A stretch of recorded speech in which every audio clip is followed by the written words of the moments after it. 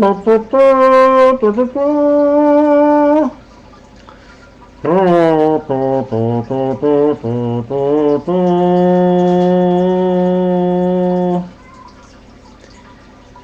e signori, buonasera, eccoci a news, notizie, Eder Production, Isole Sparse, Renato De Paoli. Oggi è il 1° novembre 2010, è lunedì. Diamo conto questa sera della, più che dar conto di notizie, stasera sembra un bollettino di guerra e cominciamo a raccontare cosa succede qui tra il Vicentino e il Veronese, con Vicenza isolata in parecchi quartieri dall'acqua e dal maltempo, e nel Veronese il Tramigna che e l'Alpone che hanno fatto sì che si provveda in queste ore all'evacuazione di 2500 persone. Vediamo un po' le notizie da Google. Avevamo detto le news da Verona e Vicenza.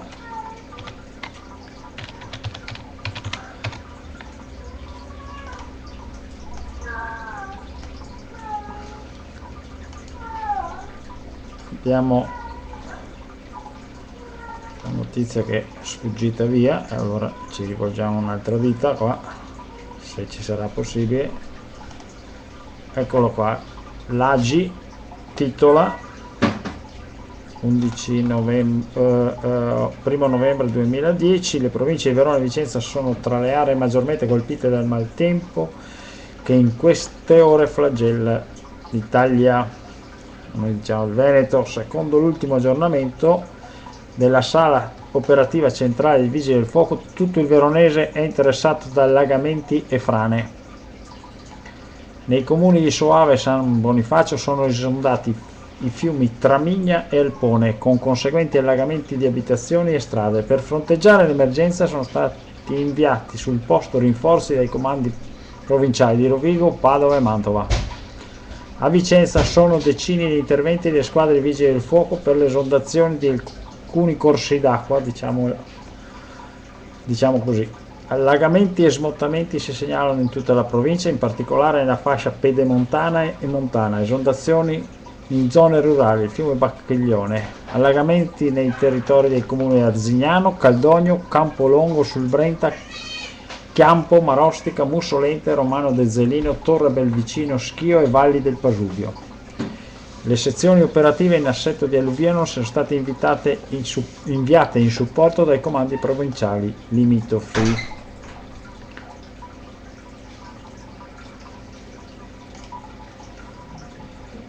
Da Verona potrebbe salire in serata a oltre 2500 in base alle ultime previsioni gli sfollati veronesi costretti a lasciare le loro case per il maltempo, secondo quanto è emerso nel corso di un nuovo vertice attualmente in corso, che era in corso a San Bonifacio.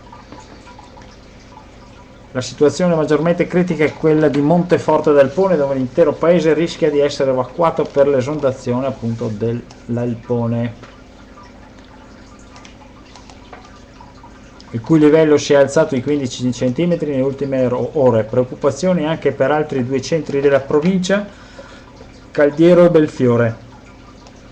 L'autostrada A4 è chiusa in entrambe le direzioni e, avverte la protezione civile, chiusa resterà almeno fino a domani nel tratto tra Montebello di Vicenza e Verona Est, causa allagamenti provocati dalla tracimazione di due fiumi Tramigna e l'Alpone nel Veronese vicino a Soave.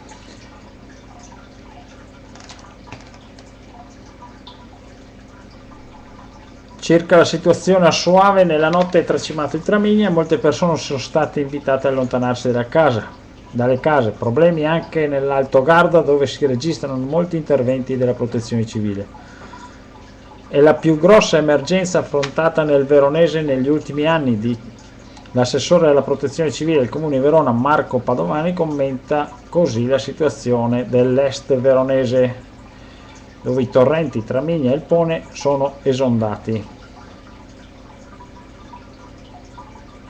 Padovani, che coordina gli interventi volontari della protezione civile, si trova sul posto dove da ore al lavoro i vigili del fuoco, carabinieri, polizie locali, tecnici comunali.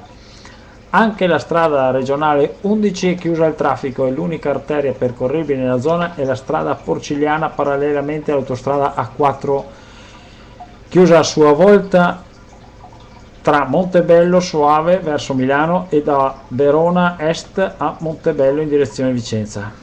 Ma si sono comunque fermati, si sono informati 10 km di coda.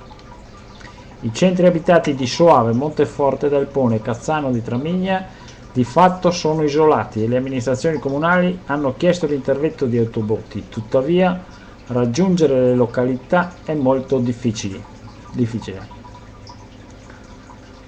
Sono stati i responsabili della protezione civile che in località Sarmazza nei pressi di Monteforte del Pone hanno deciso di rompere gli argini del torrente già esondato per evitare rischi maggiori. A San Bonifacio sono stati chiusi 2 ponti in località Motta e Villabella, situati rispettivamente nel centro del paese e sulla strada regionale 11. Un mare d'acqua si è rovesciato sul Veneto, messo in ginocchio dalle piogge alluvionali degli ultimi 2 giorni e dalle esondazioni del fiume Vicentino e il Veronese. La regione è tagliata in 2. L'autostrada A4 sommersa dall'acqua dell'Alpone è chiusa dalla prima mattina tra Vicenza e Verona. Potrebbe restare bloccata, va ripetuto, almeno fino a domani.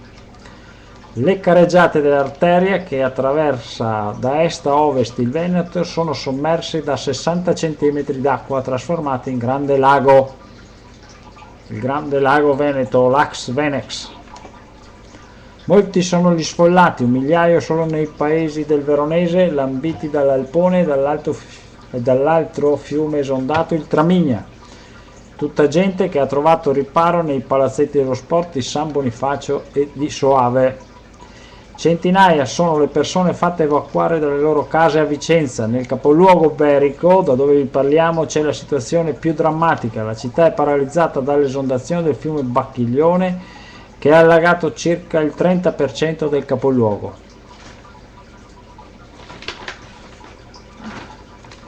L'acqua non ha risparmiato il Teatro Olimpico, gioiello architettonico del Palladio, sommergendo gli scantinati. Il Bacchiglione è entrato nelle strade del centro storico e ha reso inaccessibili gli accessi nevralgici della città storica. Il sindaco Variati ha diramato un appello ai cittadini a non usare le auto per alcun motivo, intanto domani tutte le scuole rimarranno chiuse. Migliaia di sacchi di sabbia sono stati messi a protezione delle zone più esposte, come l'ingresso dell'ospedale San Bortolo. Peggio ancora è andata a Caldogno, dove l'esondazione del Bacchiglione ha scaricato 1,5 metri di acqua sul paese. Qui si è temuta la tragedia. Un uomo sceso nella cantina in casa proprio mentre il fiume straripava era stato dato per disperso. L'hanno ritrovato sano e salvo i vigili del fuoco poche ore dopo. L'uomo, un 50enne, era riuscito a spostarsi in tempo, rimanendo però bloccato dalla forza della corrente. I pompieri l'hanno tratto in salvo con un mezzo anfibio. Frane e smottamenti provocati dalla pioggia sono segnalati nel Vicentino un po' dovunque. La massa d'acqua scaricatasi al suolo nella fascia pedemontana veneta in 48 ore è impressionante. La centralina di Raquaro Terme e Castana Vicenza hanno segnato quantitativi cumulati di circa 350 mm di pioggia. Gli allagamenti hanno messo in crisi anche i collegamenti ferroviari. Dal pomeriggio sono interrotte le linee a Vicenza Schio e Vicenza Treviso. I danni materiali causati dal maltempo in Veneto sono ingenti, nell'ordine di molti milioni di euro. Difficile capire quando la situazione potrà tornare alla normalità, soprattutto per la viabilità. tutta la zona tra Vicenza e Verona Est è al collasso. La strada regionale 11 è stata chiusa e riaperta più volte. La Postrada, che con i vigili del fuoco e gli uomini della protezione civile sta lavorando incessantemente dalla scorsa notte, ha istituito tutta una serie di deviazioni obbligatorie sulla A4 perché tutti i caselli tra Padova e Vicenza sono chiusi.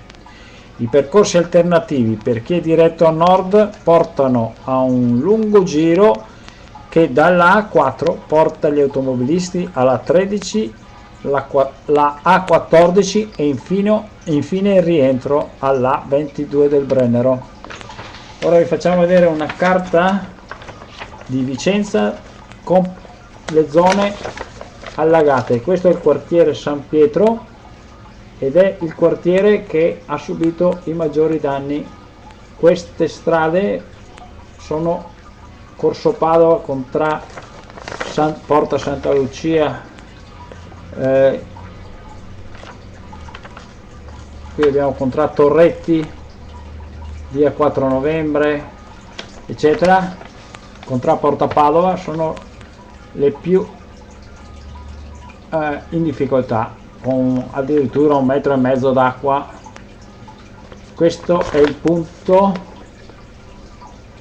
dove, questo è il Teatro Olimpico, il Ponte degli Angeli è il punto più critico della città, ma anche la zona di Parco Querini sembra completamente, che si trova qua, scusate, completamente allagata. E abbiamo letto prima che anche l'ospedale che si trova in questa direzione ha dovuto cominciare a sbarrare con dei sacchetti le porte, specialmente le più basse.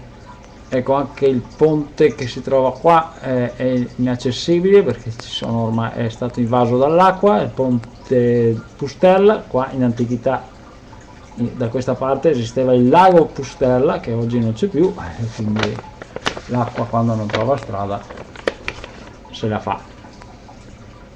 Ecco, cari, e poi qui c'è un altro punto interessante dove